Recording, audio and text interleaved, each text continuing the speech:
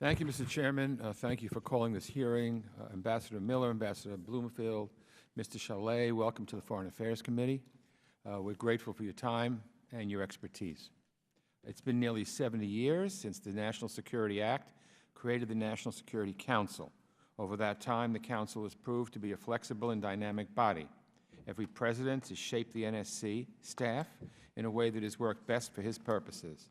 Congress intended for the NSC staff to serve as the President's advisory and interagency coordinated body, as the National Security Act put it, to, quote, advise, coordinate, assess, and appraise, unquote, policymakers relating to national security. Obviously, over that time, national security politics and concerns has changed as the world has changed, and the NSC has had to keep pace.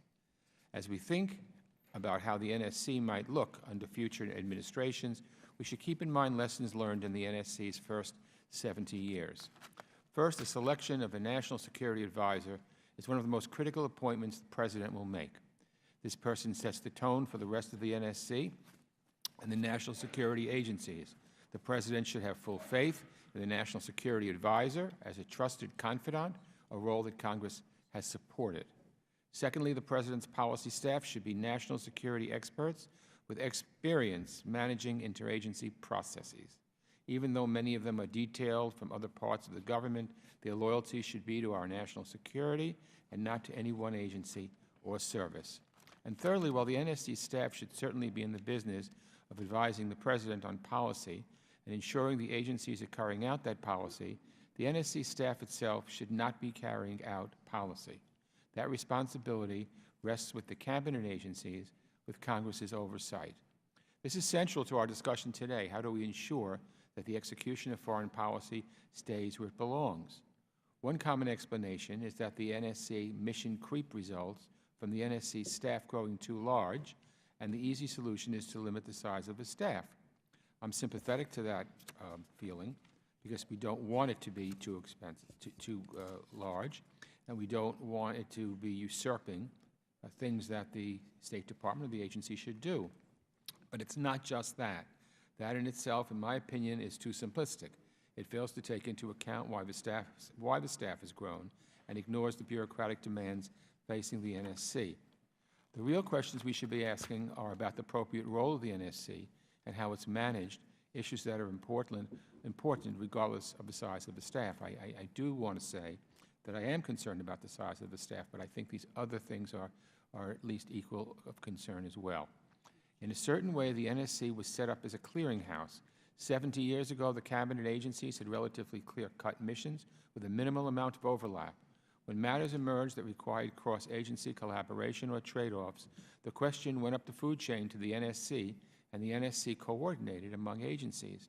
Today, we face so many more issues that are cross-cutting and overlapping, and that often involve a whole host of cabinet agencies. Just consider the Zika virus. State Department, HHS, and the Agriculture Department all have roles to play in addressing that problem. But our civilian agencies are still essentially a stovepipe bureaucracy. So when questions emerge about one of the many complex national security issues we face, those questions still get passed up to the NSC, often leaving policy-making decisions in the White House's hands.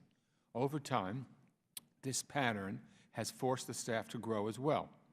Past attempts to create so-called czars to oversee overlapping issues have proved to be a band-aid at best, and at worst, totally ineffective.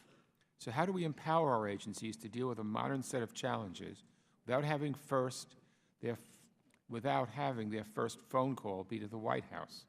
How do we modernize our agencies and rethink decades-old bureaucratic structures ill-suited to the new challenges we face? We know this sort of reform is possible. We saw it succeed decades ago when the Goldwater-Nichols Act forced our military services to work together in joint commands. That law promoted collaboration and a more unified approach to military concerns. Following the same approach, we need to make it easier for the talented men and women in our cabinet agencies to collaborate and arrive at policy consensus. That way, NSC staff could get back to their original mission, advising the President on policy, seeing that policy carried out, and facilitating coordination among agencies only in those instances when it's absolutely necessary. Yet we simply cannot expect our agencies to shake off decades-old procedures and habits if Congress isn't providing them with the tools and resources they need to become effective modern organizations. It's been 15 years since Congress sent a State Department authorization to the President. I want to repeat that, 15 years since Congress sent a State Department authorization to the President. I don't think anyone on this committee on both sides of the aisle is happy about that. This committee recently marked up such legislation. It's sitting on the launch pad waiting for House leadership to say go. I think the problem that we're discussing today is one more reason that the House needs to finish its work on the bill, and I would encourage all the other national security committees to look at what needs to be done to bring their agencies into a 21st century.